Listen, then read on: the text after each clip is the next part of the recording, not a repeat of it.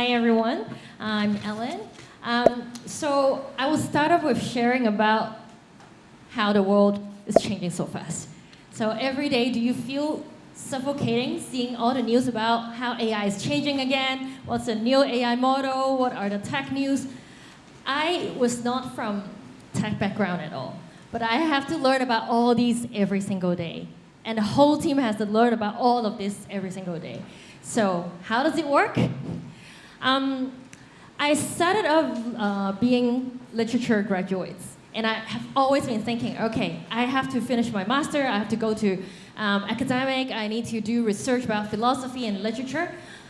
So after all those studies, I suddenly think that, no, the world is actually deceiving us. Why? Because I started my first job in finance, accidentally. And then I cry every single morning when I walk back to work because I think when I study literature, the world is like amazing. I want to change the world. That was how I started off doing literature. And then after graduation, after I start my job in business, I realized I don't like it, so I pivot and I changed to be a flight attendant. I want to find a job that can allow me to do art appreciation, can swap to a flight to wherever museum I want to go to, and I started writing book reviews myself, film reviews, and poems actually at night. I still keep all the books at night. But then, 3 years later, I started thinking, every time I wake up in the morning, I'm alone. No matter I'm in Hong Kong, I'm outside of Hong Kong, I visit wherever I want to go. It's all myself. The sunrise is nice, sunset is nice, but it's, again, all myself. So that time, the founder of Preface, Tommy, he actually invited me. Ellen, I can actually feel you have a kind heart. I started off a kind heart. And he was like, okay, why don't you come to try to do content, do videos teaching English, and join us to start teaching students. So I started off like that, and I started teaching English and write English content while I was in Outport. And after a while, because I started teaching, and I feel like, ooh, I really love teaching a lot. Because when you really interact with people, interact with students, I know this is my responsibility to make sure every encounter of mine would impact the students that I'm working with.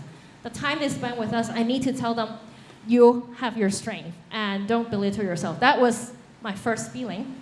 And after a while, I realized, like on 4th year, 5th year, being a flight attendant, 3 days a week, and then 4 days being a teacher, I kind of like was almost worn out. So I decided I need to choose the path, and it was being a professor. So I went into Preface teaching English actually for 2 years. Actually, afterwards 5 years because I need to earn enough money to sustain the business together with my team.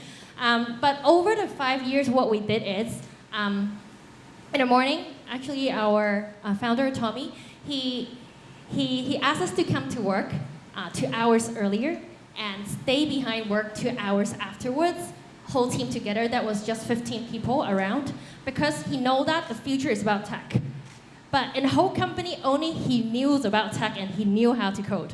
So what he did is, okay, come back, have breakfast together, have dinner together. Every single day, he teaches how to code. So he teaches HTML, CSS, JavaScript. He taught us Python, and everybody of us actually did data science that time. So over the full year, so what we did is we made ourselves coder, and we started doing content for codes. And that was 2016, 17, around that time. And afterwards, we really want to change the culture of learning. So we opened up coffee shop like this, the first coffee shop, and we from know nothing about AI or blockchain to creating a lot of workshop, because we force ourselves just to learn. Because when you force yourself to learn and you try to deliver, then you would know the content. That was how we started.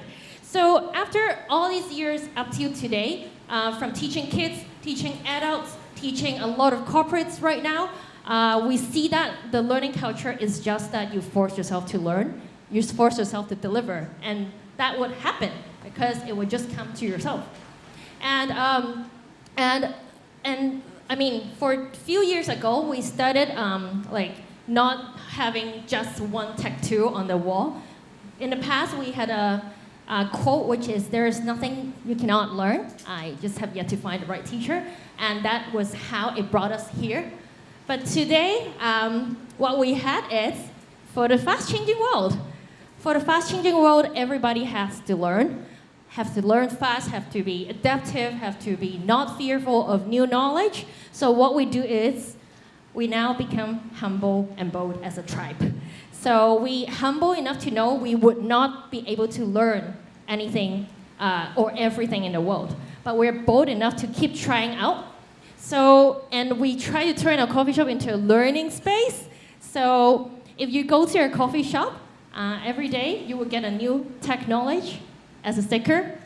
And also on your receipt, you don't get a receipt, but you actually get a tech news, like newly brewed every morning. So this is what we do.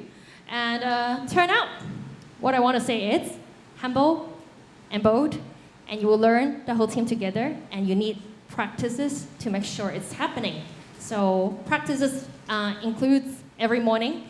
We have daily stand-up, and content team would basically just learn about new tech together.